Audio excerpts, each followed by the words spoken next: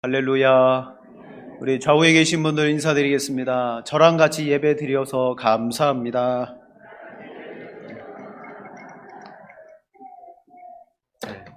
오늘도 건강해서 하나님 앞에 예배자로 설 수 있는 것이 감사합니다. 우리는 지난 상반기를 이제 다 보냈습니다. 이제 7월 첫 주 하반기를 시작하는 첫 번째 주일을 맥추감사주일로 지키게 됩니다.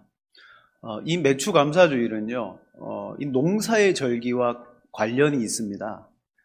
유대인들에게는 농사가 처음 추수를 거둬들이는 것도 있고 마지막에 거둬들이는 것도 있는데, 처음 거둬들이는 그 추수로 말미암아 그들은 감사를 했던 절기입니다.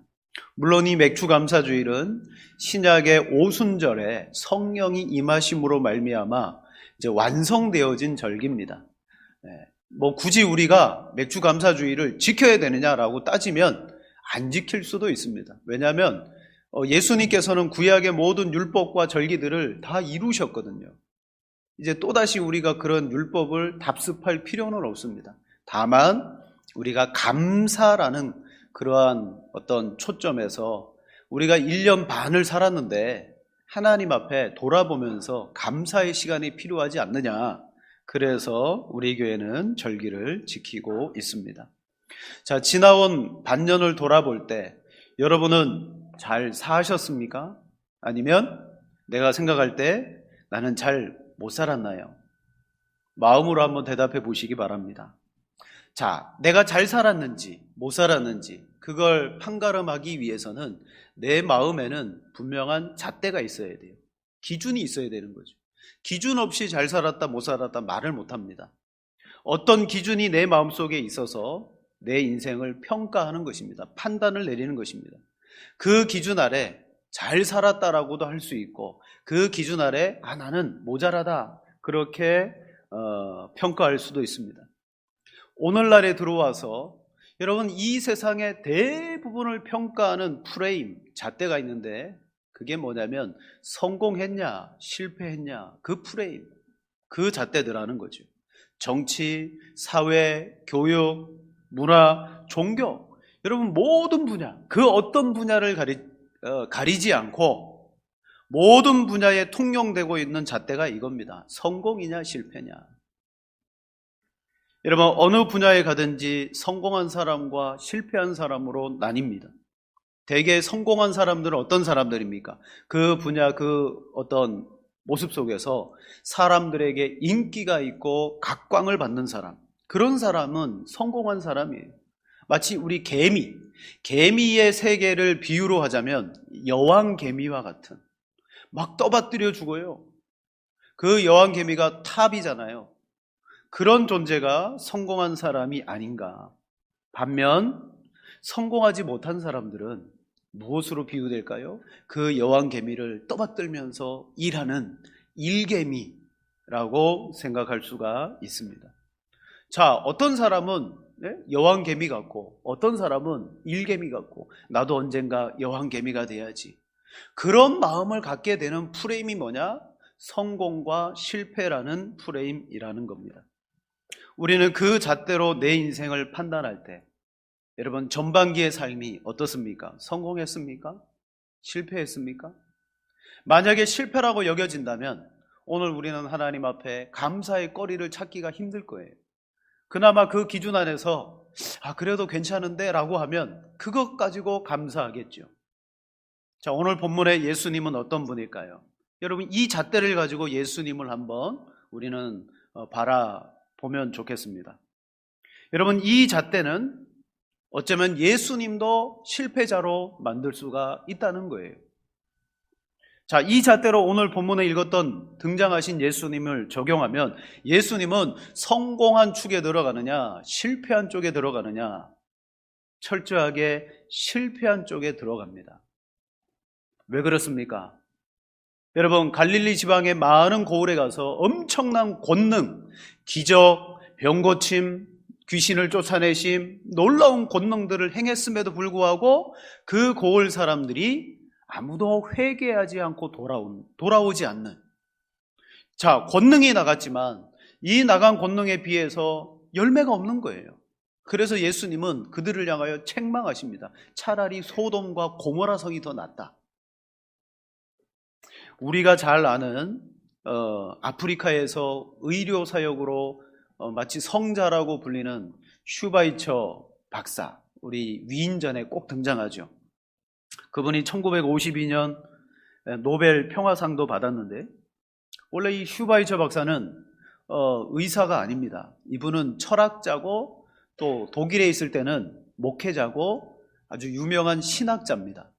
우리 슈바이처를 의사로 생각하는데 그분은요, 신학자입니다. 신학자. 자, 그분이 쓴 책 가운데 사도 바울의 신비주의라는 책을 썼습니다. 그 책에 보면 예수님을 이렇게 말합니다. 예수님은 구약의 백성들이 기대했던 메시아가 아니었고 오히려 몽상가요 이상주의자였다. 예수님은 당시 자신을 통해 이스라엘 나라에 하나님의 나라가 역사적으로 실현되어 종말이 올 것을 기대했다. 그러나 뜻하지 않게 유대인들에게 잡혀 십자가에서 헛된 죽음을 맞이했기 때문에 그는 꿈을 이루지 못한 몽상가고, 이렇게 말합니다. 실패자다라고 말해요. 여러분, 독일은 그 당시만 해도 자유주의가 대세였어요. 자유주의가 뭐예요? 예수님의 성육신, 대속, 십자가 이런 것들은 다 부정합니다. 그런 것들은 환상이다. 그 과거에 그 당시에 있었던 어떤 전설일 뿐이지 그게 삽입되어졌지 성경은 그런 게 아니야. 그러면서 예수님조차도 어떤 이상가나 몽상가로 표현했고, 그것을 이 유대 땅에 이루려고 했지만 죽으심으로 말미암아 실패했다. 그러므로 교회는 그 주님이 못다 이룬 그 꿈을 받아가지고 그것을 이루는 것이 교회다. 자, 이 슈바이처 박사는 그 책에서 예수님을 실패자라는 데 초점을 맞추었습니다. 그리고 그것을 채워나가고 이루어 나가는 것이 뭐냐? 교회가 윤리적인 공동체가 돼서 이 세상을 아름답게 만들어가야 된다. 그 속에는 예수님의 구속의 은혜, 구원이라는 게 없어요. 윤리가 있는 거예요. 그래서 슈바이처 박사는 그걸 실천하기 위해서 아프리카로 간 거예요. 자, 거기에 예수님의 그 모든 사역과 예수님의 공생애가 실패했다라고 평가하고 있습니다. 그건 뭘 가지고 평가한 거냐? 성공과 실패라는 그 나름대로의 잣대를 가지고 예수님을 평가했기 때문에 예수님조차 일개미가 되어지고 말았습니다. 자, 그러나 우리는 반대죠? 여러분, 예수님은 성공한 분입니까? 실패한 분입니까? 여러분이 생각할 때 예수님은 성공했습니까? 실패했습니까? 성공하셨죠. 근데 이것도 잘못된 거예요. 이 잣대를 가지고 예수님은 실패했다라고 말하는 것도 잘못된 거고, 이 잣대로 예수님을 성공했다라고 말하는 것도 잘못된다. 왜냐? 우리는 이 두 가지를 거부해야 되는 이유가 뭡니까? 성경은 예수님을 성공과 실패로 나눌 수 없는 분이라고. 여러분, 예수님은 성공과 실패로 나눌 수가 없습니다. 이 잣대가 오늘 현대에 와가지고 우리를 나누는 기준이 되었기 때문에, 나는 세상에서 실패했어, 나는 낙오자야, 이런 생각을 심어넣어 줍니다. 자, 오늘 본문은 예수님이 실패한 것처럼 보이는 상황으로 시작합니다. 자, 우리 20절 말씀 같이 읽어보겠습니다. 예수께서 권능을 가장 많이 행하신 고을들이 회개하지 아니하므로 그때에 책망하시니라. 아멘. 예수님은 공생의 사역 초기에 갈릴리 지방에 가서 주로 사역하셨습니다. 거기에 고라신, 벳세다, 가버나움이라는 동네가 있었습니다. 그곳에 가서 많은 병자를 고치죠. 귀신을 쫓아냅니다. 이적을 행합니다. 말씀처럼 권능을 많이 행했습니다. 하나님의 나라 복음도 전파했습니다. 그런데 읽었던 말씀처럼 그렇게 권능을 많이 베푼 이 마을이 예수님을 영접하지 아니하고 회개하지 않음으로 말미암아 예수님은 그들을 책망합니다. 여러분, 여기에서 우리는 자연스럽게 성공과 실패의 프레임으로, 잣대로 예수님을 바라보게 됩니다. 왜냐? 우리는 현대인이고, 그죠? 현대인에 할 수 없어요.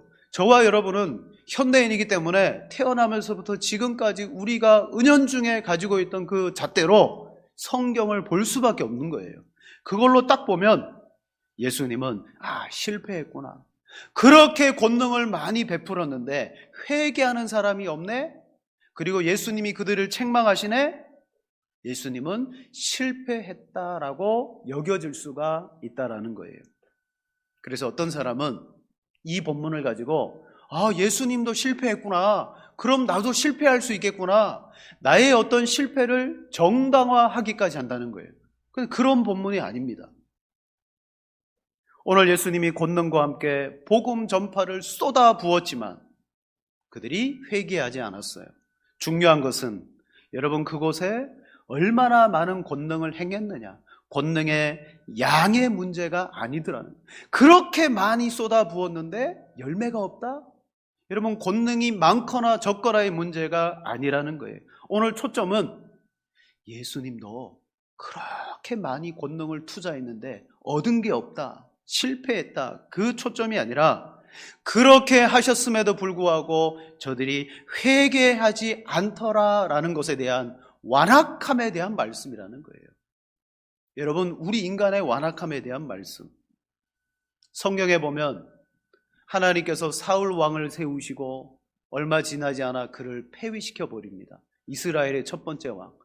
그러면서 뭐라고 말씀합니까? 내가 저 사울을 왕으로 세운 것을 후회하노라 라고 말해요. 하나님이 사울을 왕으로 세운 것을 후회한다라고 말했습니다. 그러면 우리의 프레임을 갖다가 보면 하나님도 뭐한 사람이에요? 인사에 실패하셨구나. 사람을 세우는 일에 실패하셨구나. 그러나 그때에 후회한다라는 표현은 어떤 표현입니까? 안타깝다, 가슴 아프다, 그 표현이에요. 하나님은 실패하거나 우리 인간들과 같이 실수해서 잘못하시는 분이 아니에요. 오늘 권능을 많이 쏟아부었는데 저들이 회개하지 않았다는 것은 투자와 수익의 면으로 바라보면서 그렇게 투자를 많이 했는데 수익이 나지 않는다? 에이, 저 사업 망한 거네? 그게 아니라는 거예요. 이 본문의 말씀은 그토록 품고 그들을 향했어도 회개하지 않은 저들 완악함과 안타까움에 대한 말씀이더라는 거죠. 여러분 어떤 사람들은 이렇게 말합니다. 예수님이 그렇게 권능을 많이 행하시는 분이라면, 지금도 살아계신다고 한다면 당장 사람들에게 권능을 일으켜서 기적을 통해서 저 사람들이 쉽게 예수님을 믿도록 하면 안 됩니까? 이렇게 물어봐요. 좀 이제 신앙생활을 조금 하신 분, 하나님에 대하여 조금 배우신 분이 그렇게 질문합니다.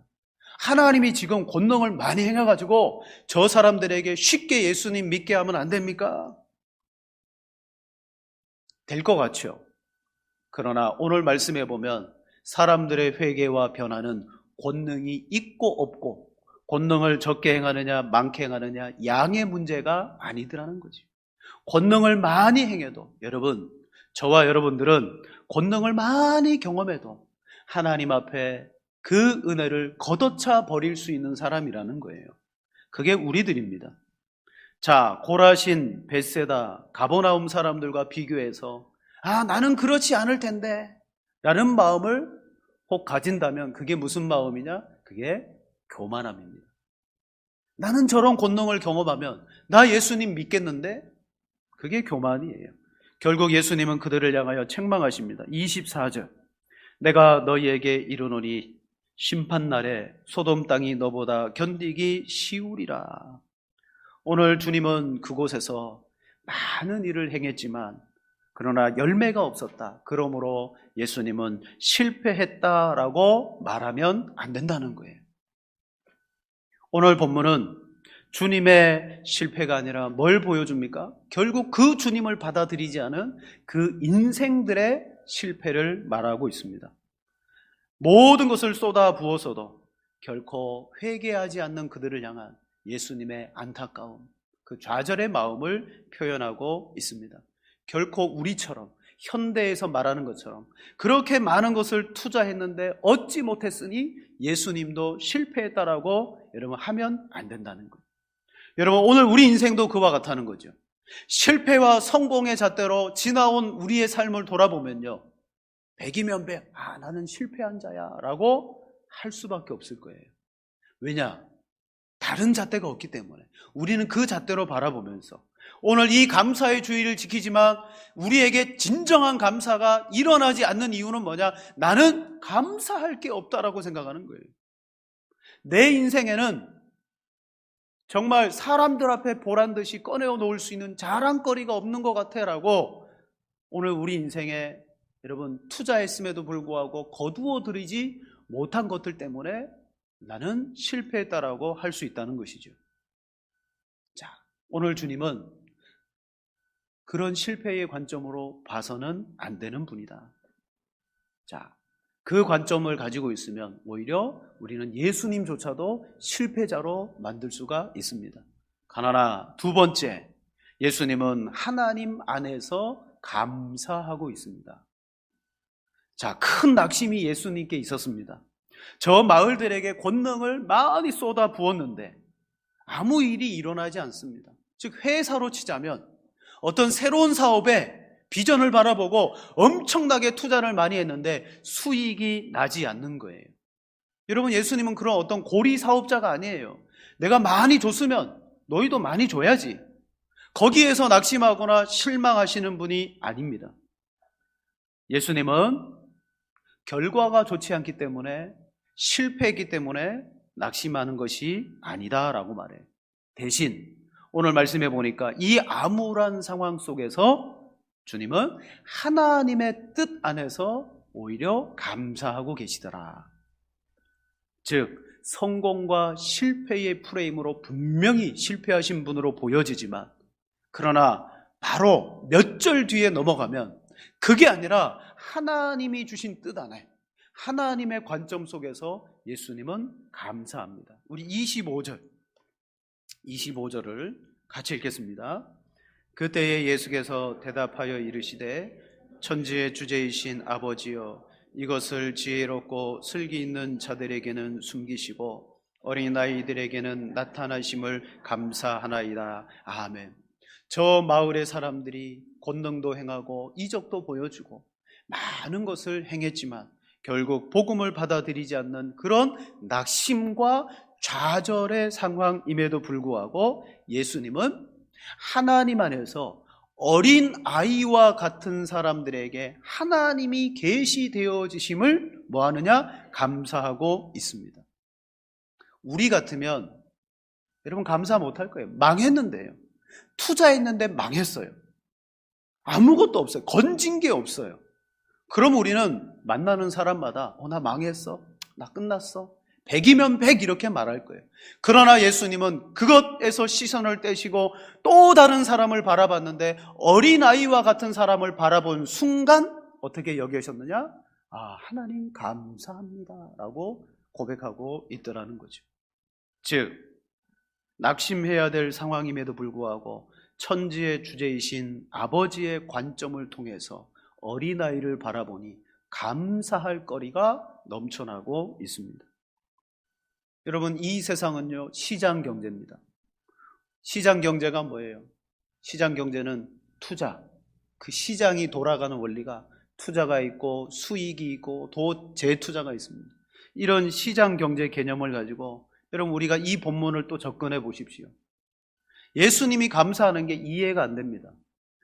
자, 제가 만약에 장사꾼이면 복음을 파는, 아니 복음 외에 어떤 물건을 파는 장사꾼이라고 생각해 보십시오. 그래, 저 갈릴리 북쪽에 마을이 크니까 고라신에 가서 베세다에 가서 또 가버나움에 가서 내가 이 물건을 팔아야지. 그리고 거기 가가지고요 직원을 사가지고요 막 홍보를 합니다.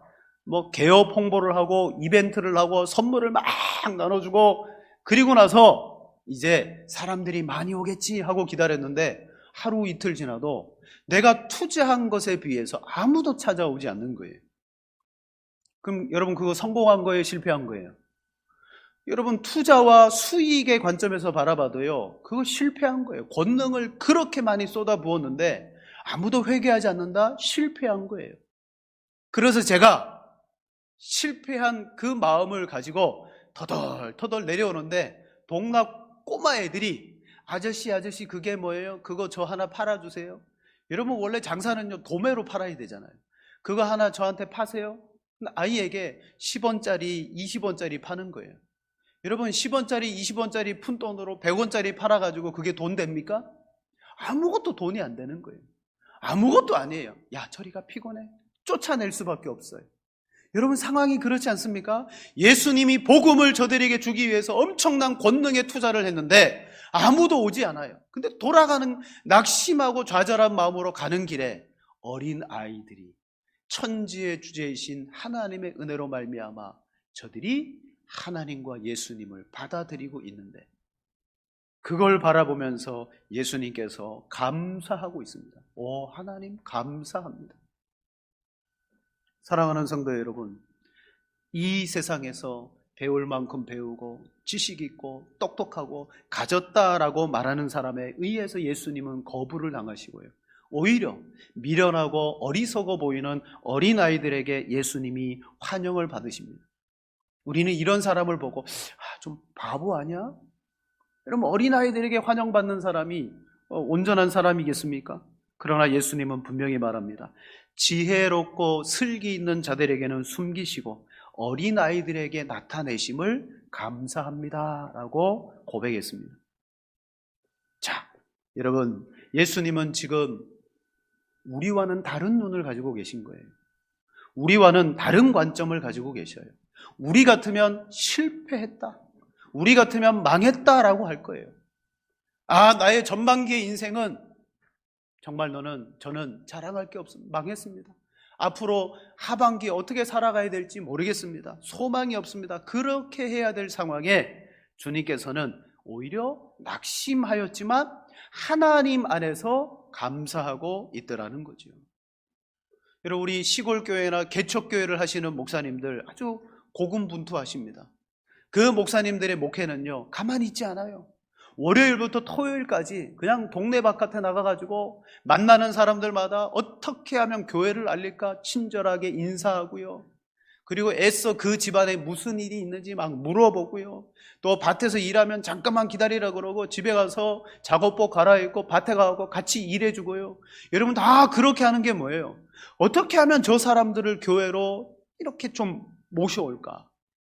그런데 그 내심 기대하는 마음으로 1년, 2년 그렇게 개척하고 시골에서 목회하는데 오는 사람이 없을 때 목사님들의 마음이 어떨까요? 나는 실패했다. 그런 마음을 가지지 않겠습니까? 스스로 실패한 목회자야. 오늘 예수님을 목회자의 관점에서 보면 실패한 목회자일 수 있습니다. 그런데 놀랍게도 그 순간 감사가 나오는 이유가 무엇입니까?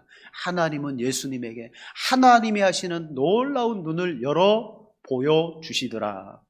여러분 어쩌면 오늘 우리가 성경에서는 늘 감사하십시오, 항상 기뻐하십시오 라고 말하지만 왜 감사 못하고 왜 기뻐하지 않습니까?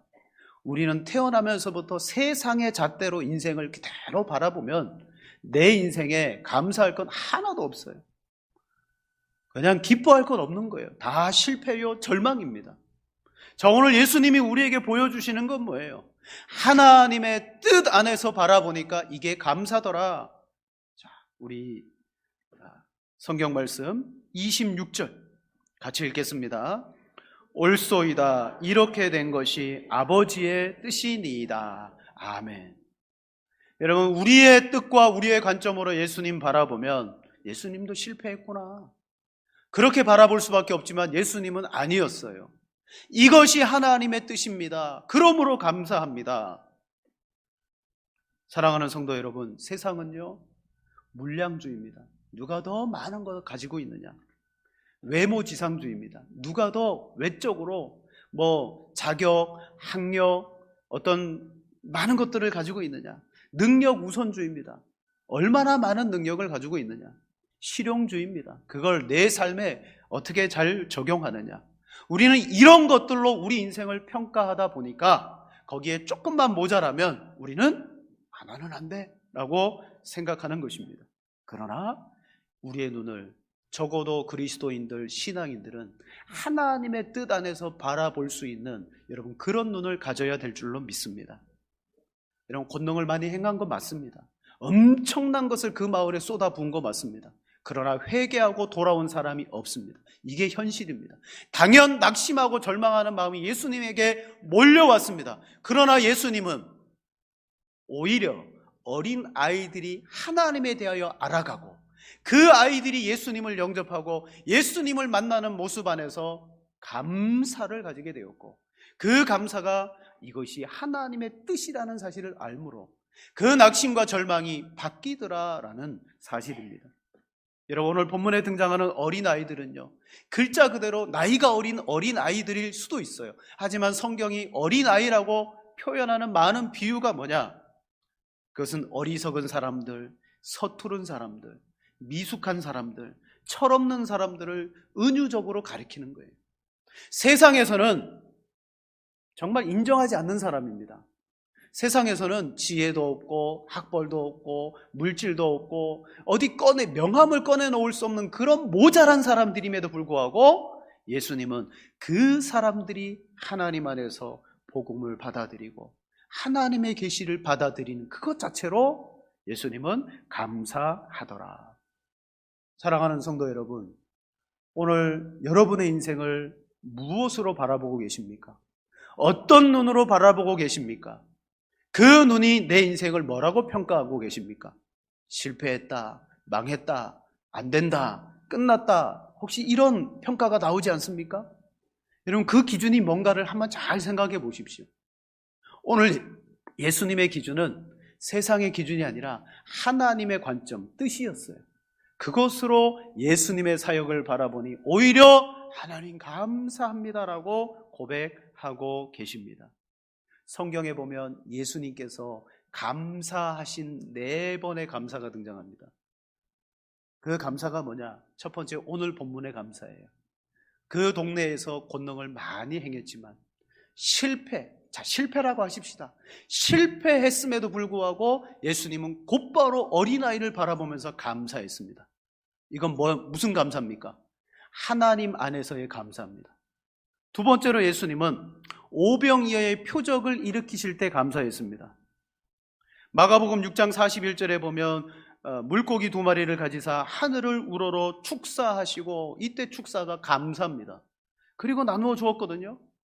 여러분 남자만 5,000명, 10,000명 이상의 사람들이 모여 있는데 가지고 있는 것은 뭐예요? 물고기 2마리, 보리떡 5개. 암울한 상황입니다. 암울한 상황. 현실로 바라보면 암울한 상황이에요. 근데 그 상황에 감사했더니 그 많은 사람들이 먹더라는 거예요.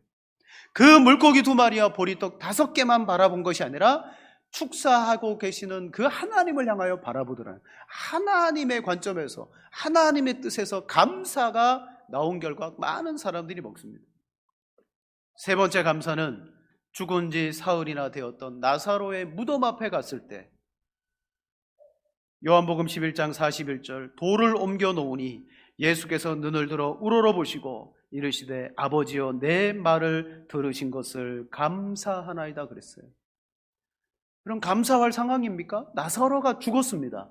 나사로가 죽어서 모든 사람이 끝났습니다. 예수님 데려오지 마십시오. 선생님 괴롭히지 마십시오. 이제 다 끝났다라고 했어요. 그 성경에 보면 장례 다 마쳤습니다. 모든 것이 다 끝났다. 죽음으로 실패한 거예요. 다 끝난 상황입니다. 그러나 그때도 예수님은 하나님 안에서 감사했더니 나사로가 살아나더라는 거예요. 마지막 예수님이 감사하신 현장은 유월절 만찬입니다. 제자들과 마지막으로 만찬하신 자리. 누가복음 22장 17절에 말합니다. 이에 잔을 받으사 감사 기도하시고 이르시되 이것을 갖다 너희끼리 나누라. 예수님의 마지막 감사입니다. 여러분 그때 예수님은 바로 그 다음날 무슨 일이 벌어집니까? 예수님 십자가에 못 박혀 죽습니다. 여러분 죽으셔야 되는 절망적인 상황 앞에서 예수님은 뭐 하셨어요? 감사하셨어요. 여러분 이런 예수님의 감사들은 다 무엇을 나타냅니까?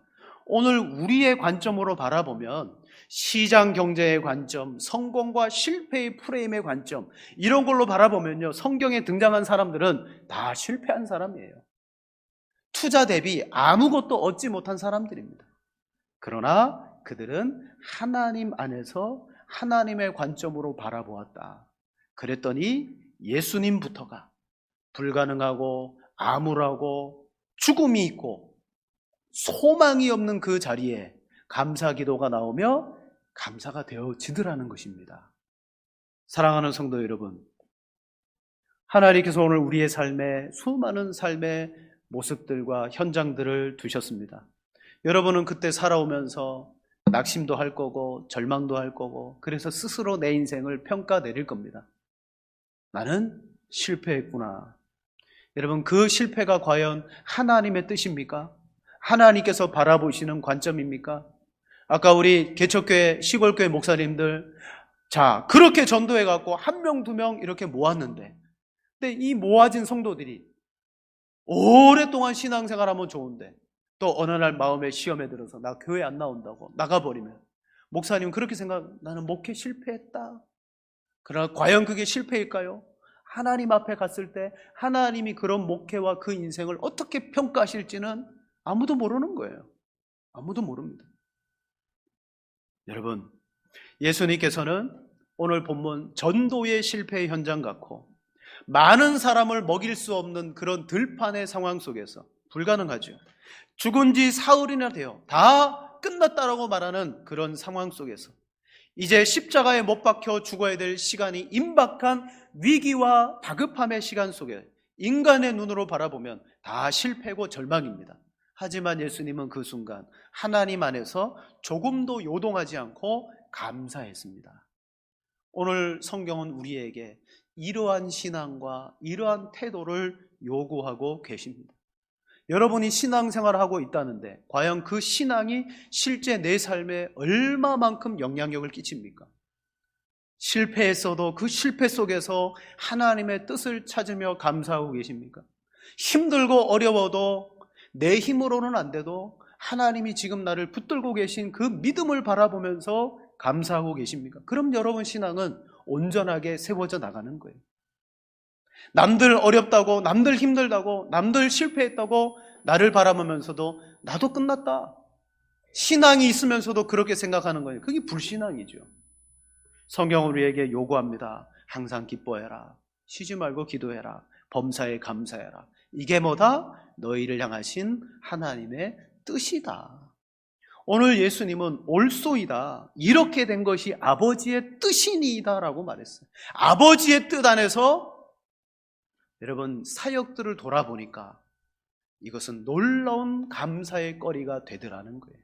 오늘 우리도 하나님의 그 뜻 안에서 내 삶을 바라보면 그것이 놀라운 감사가 일어나게 되는 것입니다. 여러분, 이 감사의 제목과 이 감사의 마음을 가지고 나가는 절기가 뭡니까? 감사주일이에요.